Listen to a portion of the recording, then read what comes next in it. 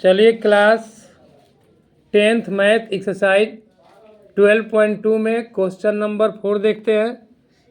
4 में दिया हुआ है 10 सेमी त्रिज्या वाले वृत्त की कोई जीवा केंद्र पर एक समकोण अंतरित करती है तो निम्नलिखित का क्षेत्रफल ज्ञात कीजिए। पहला है संगत लघु वृत्तखंड, सेकेंड नंबर है संगत दीर्घ त्रिज्यखंड जिसमें पाई का मान 3.14 दिया हुआ है।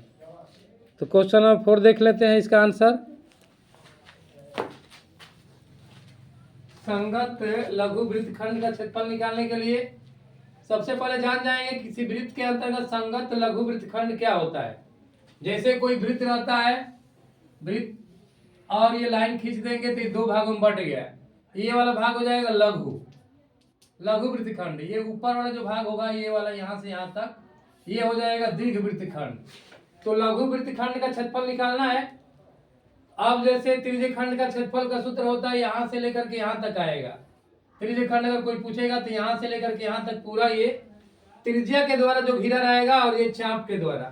त्रिज्या हमारा ओ है, ओ भी है और चाप ए बी के द्वारा जो घिरा हुआ भाग है वो पूरा त्रिज्यखंड होगा। तो त्रिज्यखंड होगा तो हम लोगों को केवल ये वाले भाग का क्षेत्रफल निकालना है, इस वाले भाग का क्षेत्रफल निकालना है, मतलब लघु वृत्तखंड का क्षेत्रफल निकालना है।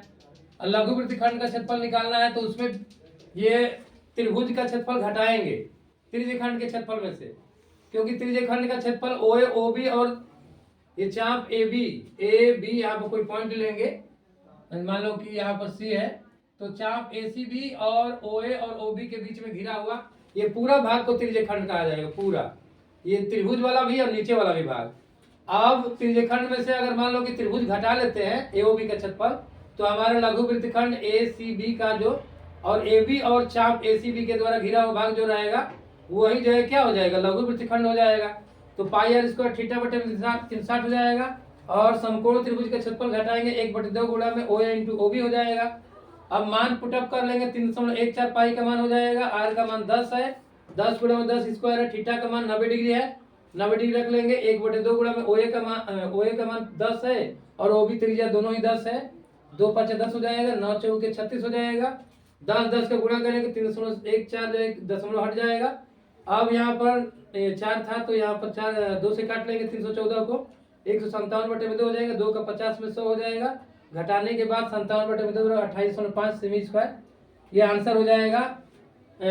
संगत लघु वृत्तखंड का क्षेत्रफल निकल जाएगा। इसके बाद हम लोगों को निकालना है दीर्घ त्रिज्यखंड का क्षेत्रफल। त्रिज्यखंड को बता ही दिए थे कि किसी वृत्त में त्रिज्या के द्वारा घिरा हुआ क्षेत्रफल है। तो त्रिज्या ये है और ये है, लेकिन जो नीचे वाला रहेगा जो छोटा वाला भाग है ये वाला, ये जैसे त्रिज्या के द्वारा घिरा हुआ भाग है ये लघु त्रिज्यखंड है ये, और दीर्घ त्रिज्यखंड ये हो जाएगा। ये वाला भाग जो हो जाएगा वो दीर्घ त्रिज्यखंड हो जाएगा ये पूरा। तो दीर्घ त्रिज्यखंड का क्षेत्रफल के लिए हम लोगों को ये थीटा का मान निकालना पड़ेगा। ऊपर वाला ये 90 डिग्री है, नीचे वाला 90 डिग्री है, तो थीटा का मान हो जाएगा 360 माइनस 90 बराबर हो जाएगा 270 डिग्री। तो यहाँ पर त्रिज्यखंड का सूत्र लिख लेंगे पाई आर स्क्वायर थीटा बटे 360 और थीटा का मान यहाँ पर जो 90 था ऊपर वाला कोण निकाल लेंगे, ये वाला 270 डिग्री आ जाएगा। वही मान रख करके भाग दे देंगे, 90 से भाग देंगे तो 27 हो जाएगा और 9 चौके 36, 0 0 कट जाएगा। अब 10 का गुणा करेंगे 314 में तो ये 314 क्लियर हो जाएगा। 3 बचा है, गुणा करके 4 से भाग दे देंगे, 235.5 सेमी स्क्वायर आंसर आ जाएगा।